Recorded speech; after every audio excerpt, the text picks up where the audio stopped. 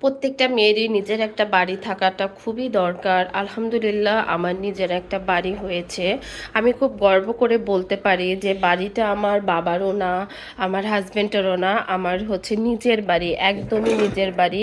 যেখানে এসে আমি একদম নিজের মতো করে আমার কিছু সময় পাস করতে পারি আর কি।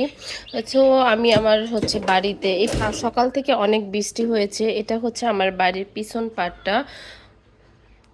পিছন পাড়ে দেখেন কত সুন্দর কিন্তু পানি জমে আছে। আমার এই ভিউটা দেখতে অনেক ভালো লাগে।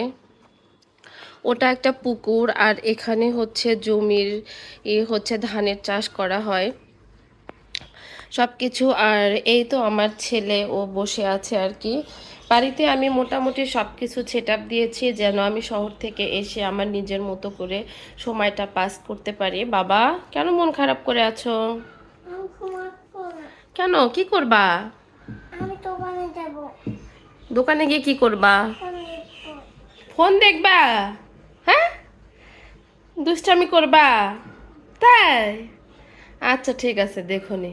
আসো দেখো তো এখানে এটা জানলাতে কি দেখা যাচ্ছে, কত পানি দেখা যাচ্ছে। অনেক পানি। যাই হোক, ওর জন্য আমি মাঝে মাঝে গ্রামে আসি। আসলে শহরে তো এরকম কখনোই হয় না, একজনের বাড়িতে আরেকজন হচ্ছে ওইভাবে যায় না।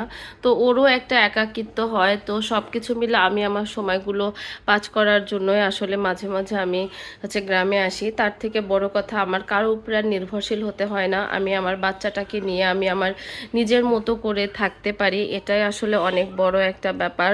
এই হচ্ছে আমি ধরতে গেলে অনেক বড় একটা ভাগ্যবান একটা মানুষ যে আমি আমার নিজের সব কিছু এভাবে তৈরি করে নিতে পেরেছি, আলহামদুলিল্লাহ।